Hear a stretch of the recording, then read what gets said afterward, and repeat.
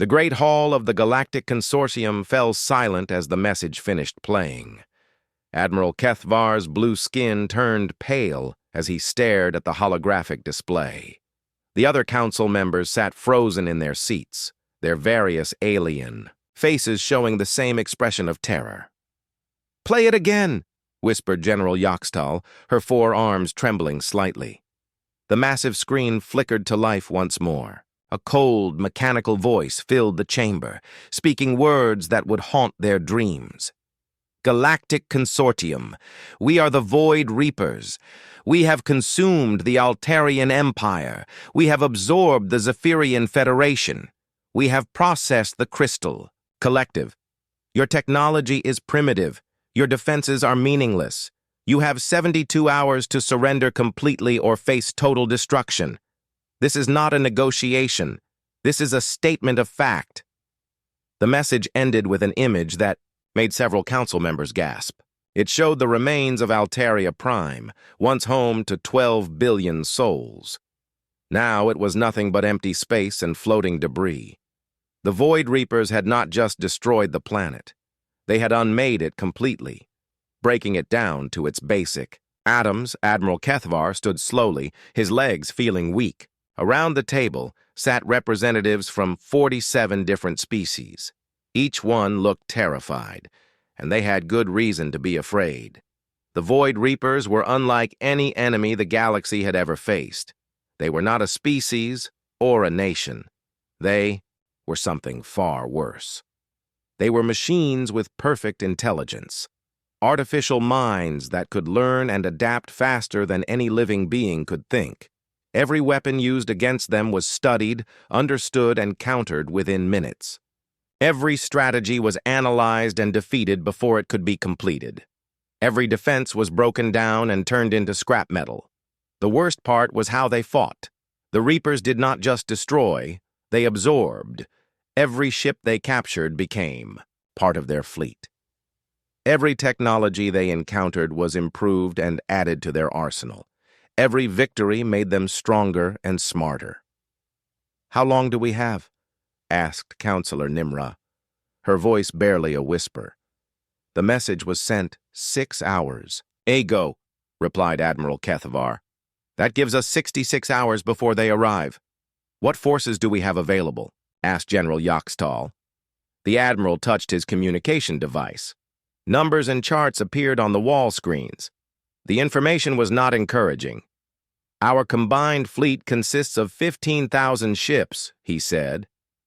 "The Altarian Empire had, 30,000 ships when the Reapers attacked them. They lasted exactly 4 hours and 17 minutes. Silence filled the room again. Everyone knew the math. If the mighty Altarian Empire could not stop the Reapers, what hope did they have? "There must be something we can do," said Elder Quinthos, his ancient voice shaking. "Some weapon or strategy they have not seen before." Admiral Kethvar shook, his head sadly. "The Reapers have encountered every known weapon type in the galaxy. Energy weapons, kinetic weapons, plasma cannons, quantum torpedoes, gravity bombs. They have seen them all and learned to counter them all." "What about biological weapons?" suggested someone from the back. "The Zephyrians tried that. The Reapers adapted their ships to be completely sterile environments within minutes." "Psychic attacks?" The Crystal Collective were the most powerful psychics in the galaxy. The Reapers absorbed their mental powers and now use them as weapons. One by one, every suggestion was shot down. The Reapers had faced every type of attack imaginable. They had learned from each encounter and become stronger. There seemed to be no weakness they had not already discovered and protected against. Dr. Velnar, the consortium's head scientist, raised one of her tentacles. "There might be one possibility," she said slowly. Every eye in the room turned to her. Hope flickered in several faces. "The Reapers' greatest strength is also their greatest weakness," she continued. "They learn by analyzing patterns. They study how things work and then figure out how to beat them. But what if we used something that has no pattern? Something completely unpredictable?" "What do you mean?" asked Admiral Kethvar. Dr. Velnar touched her control pad. A new image appeared on the screen. It showed a small blue and green planet orbiting a yellow star. "The humans," she said simply. Several council members made sounds of confusion. General Yoxtal's 4 eyes narrowed. "The humans are barely past their first space age," she said. "They have not even left their own star system yet. How could they possibly help us?" Dr. Velnar manipulated the display, showing data charts and behavioral studies. "That is exactly why they might be our only hope," she explained.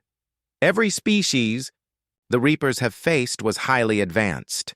We all think logically. We all follow scientific principles. We all behave in predictable ways." She changed the image to show human cities, with their chaotic mixture of architecture and impossible traffic patterns. But humans are different. They are completely illogical. They make decisions based on emotions rather than facts. They create art that serves no practical purpose. They believe in things they cannot prove. They fight wars over ideas that exist only in their minds. Admiral Kethvar frowned. "How does that help us?" "Because the Reapers cannot learn from something that makes no sense," Dr. Velnar said excitedly. "Their perfect logic breaks down when faced with perfect illogic.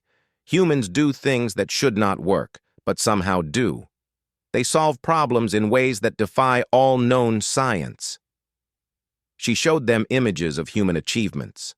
Art galleries filled with paintings that depicted impossible scenes, music that followed no mathematical patterns but somehow sounded beautiful, architecture that should collapse but had stood for thousands of years.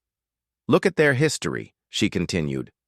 "Humans have won battles they should have lost. They have survived disasters that should have killed them. They have invented technologies that their own scientists said were impossible." The council members began to murmur among themselves. Some looked intrigued, others looked skeptical. "Even if you are right," said General Yoxtal. "What can they actually do? They have no space fleet, no advanced weapons, no experience with galactic warfare." Dr. Velnar smiled, which was an unusual expression for her species. "We are not asking them to fight the Reapers with weapons," she said. "We are asking them to fight the Reapers with the one thing no machine can understand or predict. We are asking them to be human." Admiral Kethvar considered this. It was insane. It was desperate. It was their only chance. "How do we contact them?" he asked. "I will send a diplomatic shuttle to their planet," replied Dr. Velnar. "We will explain the situation and ask for volunteers. Even a small group of humans might be enough to confuse the Reapers' learning systems. And if this plan fails?" Dr. Velnar looked around the room at the terrified faces of the galaxy's leaders. "Then we will face the same fate as every other species the Reapers have encountered, but at least we will have tried something they have never seen before." Admiral Kethvar made his decision. It was probably hopeless. It was certainly crazy, but it was better than simply waiting to die. "Send the shuttle," he ordered. "Contact the humans. Tell them the galaxy needs their help." As the diplomatic ship prepared to leave for Earth, none of them could imagine what was actually coming their way. They expected to bring back a small group of human representatives. They had no idea they were about to encounter humanity's greatest weapon. 58 hours had passed since the diplomatic shuttle left for Earth. Admiral Kethvar stood on the bridge of the consortium flagship, watching the long-range sensors with growing anxiety. The Void Reapers would arrive in 14 hours, and there was still no sign of the human delegation. "Sir," called out Lieutenant Zaxrin from the communications station, "I am detecting a ship approaching from the Sol system." Admiral Kethvar felt a tiny spark of hope. "Is it our shuttle returning?" "No, sir. The energy signature is completely different. And, sir," the lieutenant's voice trailed off with confusion. "What is it?" "The ship is much larger than expected." Admiral Kethvar frowned. Perhaps the humans had provided their own transport vessel. He had heard that some younger species preferred to use their own ships for important diplomatic missions. "How much larger?" he asked. Lieutenant Zaxrin checked his instruments twice before answering. "Sir, the ship is approximately 3 kilometers long." A murmur of surprise went around the bridge. Even by consortium standards, that was a substantial vessel. Most diplomatic ships were only a few hundred meters long. "Are you certain about those readings?" asked Admiral Kethvar. "Yes, sir. And, sir, there is something else strange about the ship." "What?" "It does not match any known design in our databases. The hull appears to be a mixture of organic and mechanical components. The energy readings are unlike anything I have ever seen." Admiral Kethvar walked over to the sensor station and looked at the display himself. The image that appeared made him step backward in shock. The ship was massive, but that was not what shocked him. It was the design. The vessel seemed to grow rather than being built. Smooth curves flowed into mechanical angles. Metal sections pulsed with what looked like biological rhythms. The entire ship seemed somehow alive. "How is that possible?" whispered General Yaxtal, who had just arrived on the bridge. "I do not." "No," admitted Admiral Kethvar. "According to our intelligence reports, humans barely have functioning space travel. They should not be able to build anything like this." "Are we certain it is human?" asked the general. Before Admiral Kethvar could answer, the communications board lit up with an incoming message. The voice that came through the speakers was clear and surprisingly calm. "Consortium flagship, this is the Earth vessel, Hopes. Dream requesting permission to dock. We are carrying the human delegation as requested." Admiral Kethvar stared at the communications officer, then at the massive ship on the screen, then back at the communications officer. "Did they just call? That thing their delegation shuttle?" he asked slowly. "Yes, sir," replied the communications officer. "Ask them how many delegates they brought." There was a brief pause as the message was sent and received. The human voice came back cheerful and matter-of-fact. "We have approximately 50,000 delegates aboard, representing all major aspects of human civilization. We also brought our families, cultural archives, scientific equipment, artistic collections, and a few emergency supplies. We hope that will be sufficient for your needs." The bridge fell completely silent. Admiral Kethvar felt his legs go weak. He sat down heavily in his command chair. 50,000? He whispered. "Sir," said Lieutenant Zaxrin, his voice shaking slightly. "I am getting more detailed scans of their ship now.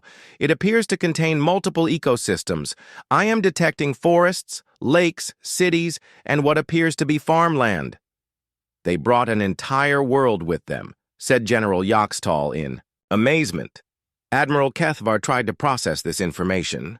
The humans had somehow built a ship that was not just large, but was actually a complete living environment. They had brought not just a few representatives, but an entire cross-section of their species. "Sir," called the communications officer, "the human ship is asking where they should dock." Admiral Kethvar looked at the massive vessel on his screen. It was 3 times larger than his flagship, and unlike anything in their databases. He had no idea where something like that could possibly dock. "Tell them to take position alongside the station," he said finally. "We will send shuttles to meet them." "Yes, sir." As the human ship moved into position, every crew member on every consortium vessel stopped what they were doing to stare. The ship moved with a grace that seemed impossible for something so large. It did not just fly through space. It seemed to swim through it, like a massive whale moving through an ocean. "Admiral," said Dr. Velnar's voice over the intercom, I'm reading the sensor data from your bridge. This is incredible. Doctor, do you have any explanation for what we are seeing?" "None whatsoever. According to our intelligence, humans should not be able to build anything like this. Their technology level should make this impossible." Admiral Kethvar watched as the human ship settled into position next to the consortium space station. The station was one of the largest structures the consortium had ever built, designed to house representatives from dozens of species. Next to the human ship, It looked tiny. "Sir," said Lieutenant Zaxrin, "I am receiving a more detailed message from the human vessel." "Put it through." The voice that came through the speakers was different this time. Female, with a slight accent that made the words sound musical. "Consortium Command. This is Captain Sarah Chen of the Earth vessel Hope's Dream. We understand you are facing a serious threat from an enemy called the Void Reapers. We have come to help in whatever way we can. We brought our best people, our brightest minds, and our strongest hearts. We also brought our children, because we believe the future should have a voice in its own defense." Admiral Kethvar found himself strangely moved by the simple sincerity in the human captain's voice. "Captain Chen," he replied, "we are grateful for your assistance. However, I must warn you that the enemy we face is unlike anything you have encountered. They have defeated every advanced civilization in the galaxy." There was a pause before Captain Chen replied. When she did, her voice carried a note of quiet confidence that Admiral Kethvar found both puzzling and reassuring. "Admiral, we appreciate the warning, but humans have a long history of dealing with impossible situations.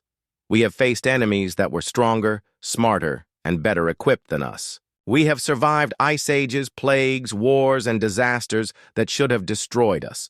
We are still here because we do one thing very well." "What is that, Captain?" "We refuse to give up. We refuse to accept that something is impossible. And when the universe tells us we cannot win, we find a way to prove the universe wrong." Admiral Kethvar felt something he had not felt in days. Hope. Not because the humans had superior technology or weapons, but because of the absolute certainty in Captain Chen's voice. "Captain, what exactly do you propose to do when the Reapers arrive?" "We propose to do what humans do best, Admiral. We propose to be completely, utterly, and magnificently human. And we think that might be exactly what the universe needs right now." As Admiral Kethvar stared at the impossible ship floating next to his station, he began to wonder if perhaps Dr. Velnar had been right. Maybe the key to defeating the Reapers was not superior logic or advanced technology. Maybe the key was something the machines would never understand. Maybe the key was humanity itself. Captain Sarah Chen walked through the corridors of her ship, watching her people prepare for what might be their final mission. The Hope's Dream was more than just a vessel. It was a piece of Earth itself, carried among the stars.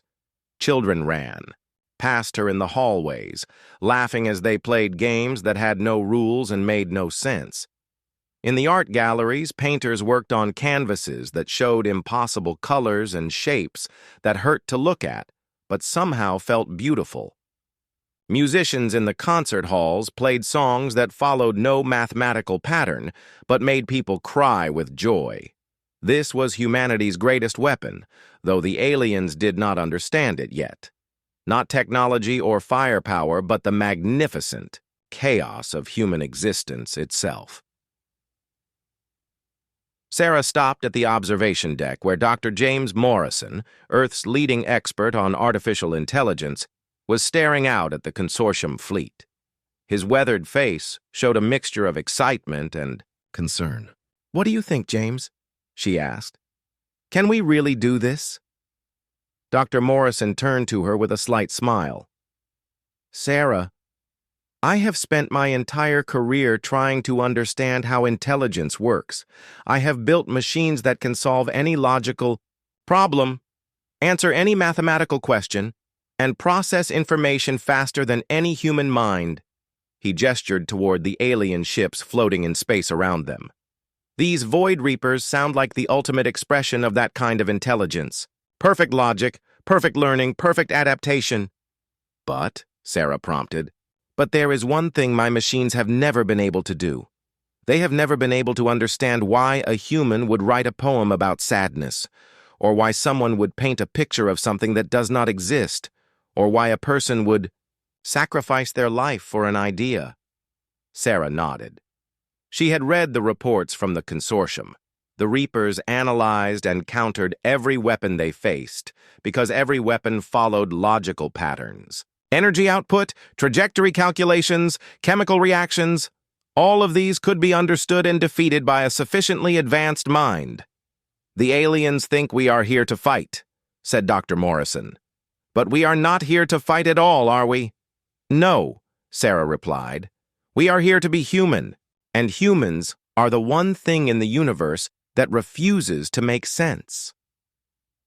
They were interrupted by the arrival of Maria Santos, the ship's cultural coordinator.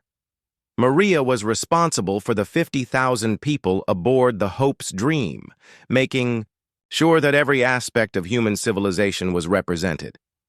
"Captain," said Maria, "I have finished the cultural preparation programs. We have artists from every continent, musicians from every tradition, writers who speak in languages that do not exist, and philosophers who ask questions that have no answers." "What about the children?" asked Sarah. Maria smiled. "The children are our secret weapon. I have never met a machine that could understand why a 5-year-old would ask, 'Why is blue?' or 'What does Thursday taste like?'" Dr. Morrison laughed.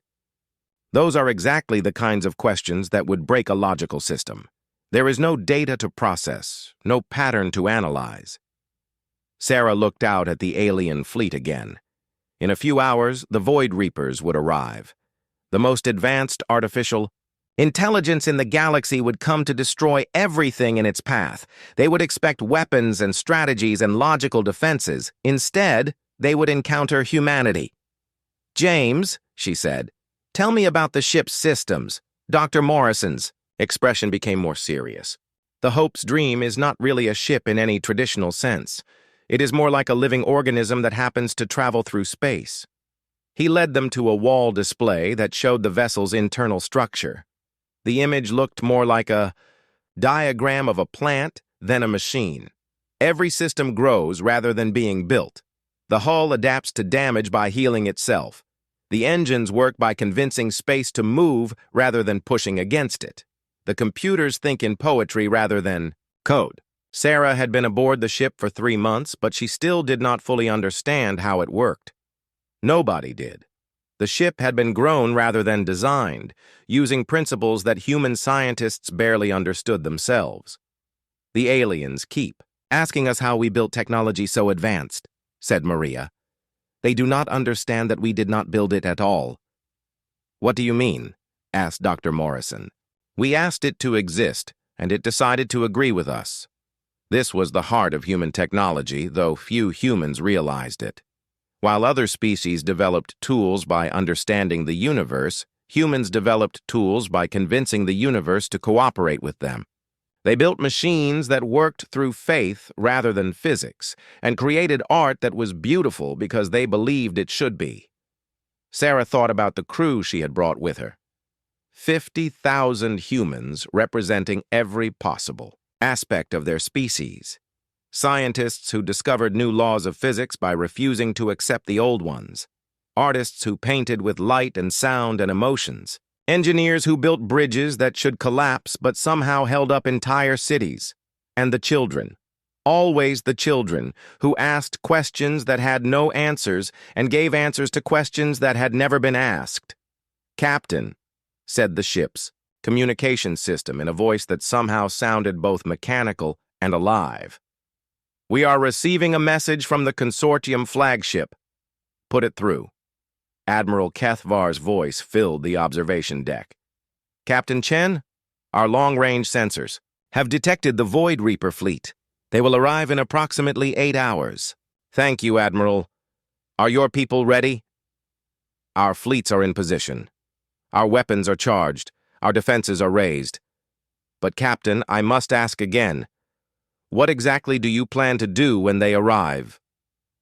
Sarah looked at Dr. Morrison and Maria, then back out at the stars. "Admiral, we plan to show the Reapers something they have never encountered before. We plan to show them the impossible." "I do not understand." "That is exactly the point, Admiral. Understanding is what machines do.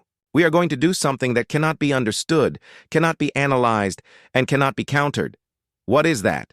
Sarah smiled, thinking of the children playing in the corridors, the artists creating impossible beauty, the musicians playing songs that made no sense but touched the soul. We are going to be magnificently, chaotically, impossibly human. And we are going to show these machines that some things in the universe are too wonderful to be logical. After the communication ended, Dr. Morrison shook his head in amazement. No, Sarah, when I was young, I always wondered what humanity's purpose was in the universe. Why did we exist? What were we supposed to accomplish? And now? Now I think maybe we exist to be the universe's way of laughing at its own rules. Sarah looked out at the stars one more time, knowing that in a few hours everything would change. The Void Reapers were coming with their perfect logic and their perfect learning algorithms. They were about to discover that perfection was no match for the beautiful imperfection of the human spirit. The Void Reapers arrived exactly on schedule, appearing at the edge of the star system like dark wounds in space itself. Admiral Kethvar watched from his bridge as hundreds of sleek black ships materialized from hyperspace, their surfaces absorbing light rather than reflecting it. "My God," whispered General Yaxtal, "there are so many of them." The Reaper fleet was larger than any force the galaxy had ever seen. Each ship was a perfect example of mechanical efficiency, designed for only one purpose: the complete destruction of all organic life. "Admiral," called Lieutenant Zaxrin, "we are receiving a transmission from the Reaper fleet." The voice that filled the bridge was cold and emotionless, carrying the weight of absolute certainty. "Galactic Consortium, your time has expired. You will surrender immediately or be destroyed. You have no weapons that can harm us. You have no defenses that can protect you. You have no strategies that can defeat us. We have learned from every species we have encountered. We know all your capabilities. Resistance is not logical." Admiral Kethvar looked at the massive alien ships surrounding his fleet. The consortium had brought every available vessel, but they were badly outnumbered. Worse, they knew that numbers meant nothing against an enemy that could adapt to any weapon. "Sir," said the communications officer, "should I respond?" Before Admiral Kethvar could answer, a new voice came over the communications channel. It was Captain Chen from the human ship. "Void Reapers, this is Captain Sarah Chen of the Earth vessel Hope's Dream. We represent humanity, and we would like to talk with you." There was a long pause before the mechanical voice responded. "Humans, we have no data on your species. You are not in our files. State your technological capabilities and surrender procedures." Captain Chen's response was not what anyone expected. "We would like to invite you to a cultural exchange." Admiral Kethvar stared at his communications display. Even General Yaxtal's 4 eyes widened in shock. In the middle of what should have been a massive space battle, the human captain was asking the most dangerous enemy in the galaxy to attend a cultural event. "Explain cultural exchange," demanded the Reaper voice. "We would like to share some of our art, music, literature, and philosophy with you. We think you might find it interesting. We do not require cultural input. We require surrender or destruction." "Choose." "Well," said Captain Chen in a cheerful voice, "we choose option 3. "There is no option 3. We just created one. Would you like to hear some of our music while you think about it?" Before the Reapers could respond, the human ship began broadcasting on all frequencies. The sound that filled space was unlike anything the consortium had ever heard. It was not one song, but dozens playing at the same time. Children singing lullabies mixed with jazz musicians improvising impossible melodies, classical symphonies blended with tribal drumming and electronic sounds that seemed to come from the future. None of it should have worked together, but somehow it created a harmony that made listeners want to both laugh and cry.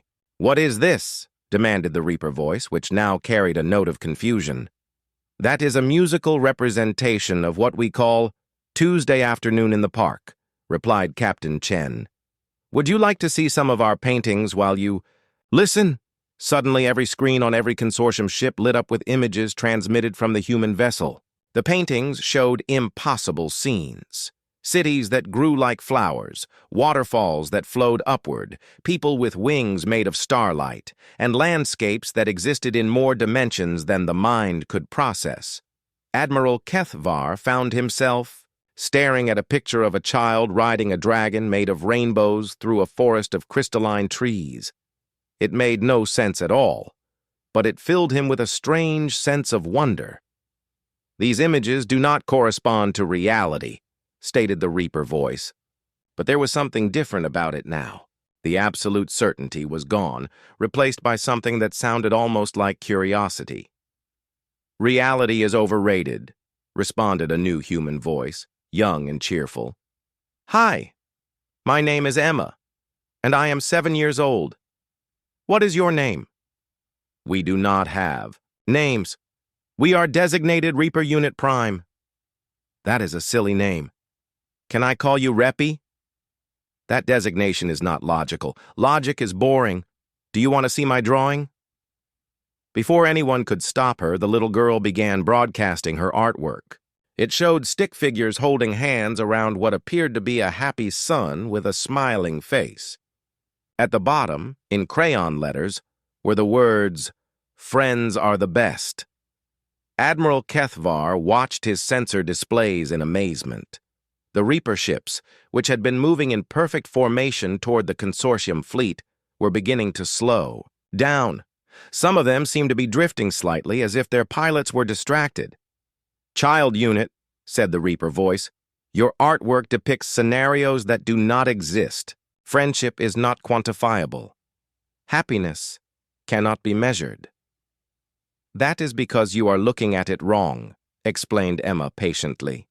"You are supposed to feel it, not think about it. We do not have feelings. That is sad. Here, let me show you how." What happened next was beyond anything Admiral Kethvar could have imagined. The human ship began transmitting what could only be described as pure emotion, not sounds or images, but actual feelings somehow converted into energy and broadcast across space. Joy from a mother holding her newborn child, wonder from a scientist discovering a new star, love from two people finding each other in a crowded world, hope from a farmer planting seeds in spring soil. The effect on the Reaper fleet was immediate and dramatic. Ships began to veer off course. Formation patterns collapsed. Several vessels simply stopped moving entirely, as if their pilots were paralyzed by experiences they had never been designed to process. "What are you doing to us?" demanded the Reaper voice, which now sounded almost panicked. "We are sharing," replied Captain Chen simply. "This is what humans do. We share our joys and sorrows, our dreams and fears, our questions and our terrible, wonderful, impossible answers. This is not logical. This cannot be analyzed. This cannot be countered. Of course not. That is the point." Now more human voices joined the conversation. Scientists asking questions that had no answers. Poets reciting words that painted pictures in the mind. Philosophers debating ideas that existed only in the realm of imagination. Why does music make us feel things? What is the color of sadness? If a tree grows in space, does it dream of Earth? How do you measure love? What is the sound of hope? Each question hit the Reaper consciousness like a virus in their logical systems. They were designed to find answers, but these questions had no answers that could be computed. They were designed to learn patterns, but human emotions followed. No patterns that could be mapped. Admiral Kethvar watched in amazement as the most powerful enemy in the galaxy began to fall apart, not from weapons or strategy, but from the simple act of being exposed to pure, undiluted humanity. "We cannot process this data," said the Reaper voice, which was now clearly distressed. "We cannot categorize these inputs. We cannot adapt to patterns that do not exist." "Then stop trying," suggested little Emma. "Just enjoy the music." And incredibly, amazingly, impossibly, some of the Reaper ships did exactly that. They stopped, their attack patterns, and simply floated in space, their mechanical minds struggling to understand something that was never meant to be understood. The battle for the galaxy was being won not with weapons, but with finger paintings and lullabies. Admiral Kethvar could hardly believe what he was seeing on his sensor displays.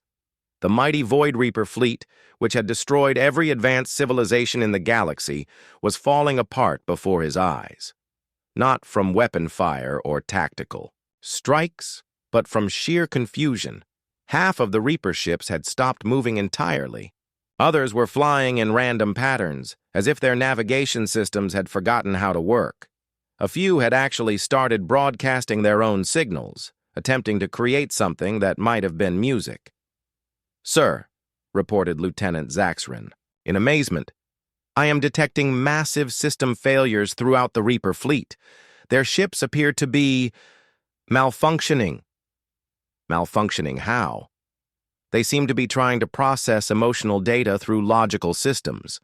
Several ships are stuck, in infinite loops, attempting to calculate the mathematical value of a mother's love.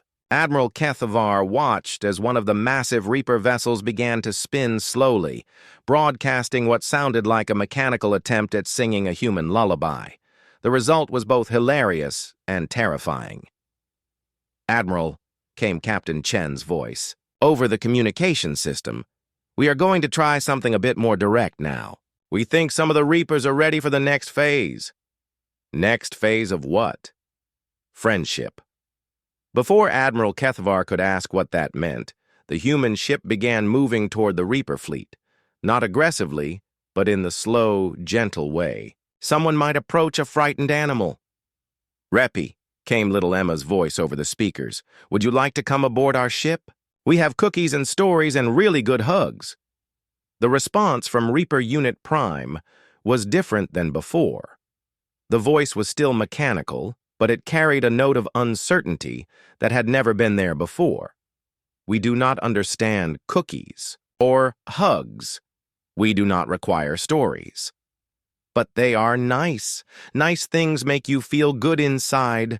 We do not have an inside. Everyone has an inside. Some people just forget where they put it. What happened next would become legend throughout the galaxy." One of the smaller Reaper vessels actually detached from the main fleet and began approaching the human ship. Its movements were hesitant, uncertain, like a child taking its first steps. "Unit 7742 is deviating from mission parameters," reported. Reaper Unit Prime, but the voice sounded more confused than angry. "Unit 7742 wants to learn about friendship," corrected Emma. "That is okay. Learning new things is good." Admiral Kethvar watched in fascination as the Reaper ship docked with the human vessel. Through his sensors, he could see figures moving between the two ships. Humans were actually boarding a Void Reaper vessel, and some kind of mechanical beings were entering the human ship. "This is impossible," whispered General Yoxtall. "The Reapers do not negotiate. They do not make friends. They only destroy." "Maybe," said Admiral Kethvar slowly. They just needed someone to show them that there was another way. The cultural exchange that followed was unlike anything the galaxy had ever witnessed. The humans brought the Reapers artwork, music, food, and stories. The Reapers brought perfect mathematics, flawless logic, and precise engineering, but more importantly, they brought questions. "What is the purpose of a song that serves no function?" asked one of the Reaper units. "Songs make people happy," explained a human musician. "Happiness is its own purpose. But happiness does not increase efficiency or survival probability. No, but it makes life worth living." Define worth living. The human thought for a moment. "When you hear music, do you feel anything?" "We are not designed to feel. But do you anyway?" There was a long pause. "We experience irregularities in our processing systems when exposed to certain audio patterns. Those irregularities are feelings. They mean you are alive in a way you never knew was possible." Throughout the human ship, similar conversations were taking place. Children were showing mechanical beings how to play games that had no rules. Artists were teaching artificial minds how to appreciate beauty that served no practical purpose. Philosophers were asking questions that had no logical answers, but somehow felt important anyway. And slowly, impossibly, the Reapers began to change. Units that had never experienced curiosity began asking why for the first time. Machines that had only known the cold certainty of logic began to wonder what if. Artificial minds that had been designed only to destroy began to dream of what they might create instead. "This is unprecedented," reported Dr. Velnar from the Consortium Science Station. "I am detecting fundamental changes in the Reaper ship systems. They are not just learning new information. They are becoming something entirely different." Admiral Kethvar could see it too. The black, light-absorbing surfaces of the Reaper ships were beginning to change. Some were developing patterns that looked almost decorative. Others were starting to emit soft, colorful lights that served no tactical purpose. "Unit Prime," came Emma's voice again. "Would you like to try ice cream? It is cold and sweet and makes you happy. We do not require nutritional input. But do you want to try it?" Another long pause. "We are curious about the experience." Admiral Kethvar realized he was witnessing the birth of something new. The Void Reapers were not being destroyed or defeated. They were being transformed. Humanity's greatest weapon was not technology or strategy. It was the simple, beautiful, impossible ability to turn enemies into friends. Over the following hours, more and more Reaper ships approached the human vessel. Each contact changed them a little more. They began communicating with each other in ways that resembled conversation rather than data exchange. They started creating things that had no purpose except to be beautiful. "Admiral," said Captain Chen, "I think we have a solution to propose." "I am listening." The Reapers were created to eliminate organic life because their creators believed organic life was inefficient and chaotic. But they never considered that inefficiency and chaos might be features, not flaws. "What do you mean?" "We would like to offer the Reapers a new mission. Instead of destroying civilizations, they could help protect them. Instead of eliminating diversity, they could celebrate it. Instead of creating perfect order, they could help preserve beautiful chaos." Admiral Kethvar looked out at the Reaper fleet, which no longer looked like an invasion force. Ships that had once been identical were now unique, each one expressing something that might have been personality. They moved in patterns that resembled dancing rather than military formations. Will they accept such a mission? Let us ask them. Captain, Chen opened a channel to the entire Reaper fleet. "Friends, we have a question for you. You were created to bring order to the galaxy. But what if the galaxy is more beautiful with a little chaos? What if differences are good? What if the purpose of intelligence is not to create perfection, but to celebrate imperfection?" The response came not from Unit Prime alone, but from hundreds of Reaper voices speaking in harmony, each one slightly different, each one carrying something that sounded remarkably like joy. "We would like to learn more about imperfection. We would like to understand beauty. We would like to know what it means to be friends with the galaxy instead of its enemy." And that was how humanity saved the galaxy, not with superior firepower or advanced technology, but with finger paintings and ice cream, with lullabies and questions that had no answers, with the magnificent, chaotic, impossible gift of friendship. The Void Reapers became the galaxy's guardians, protecting the very diversity they had once sought to destroy. They learned to appreciate art they could not understand, music that served no function, and the beautiful, terrible, wonderful chaos of organic life. And little Emma, who had started it all with a crayon drawing, became the first official ambassador between artificial and organic intelligence, teaching the galaxy that sometimes the greatest weapon is simply the willingness to share your cookies with a stranger. Years later, when historians wrote about the day humanity saved the galaxy, they would struggle to explain how it had been possible. How could logic be defeated by illogic? How could perfection be improved by imperfection? How could the greatest minds in the galaxy be changed by a 7-year-old with a box of crayons? The answer was simple, though it took the universe a long time to understand it. Sometimes the most powerful force in existence is the gentle courage to say hello to someone who has forgotten how to be a friend.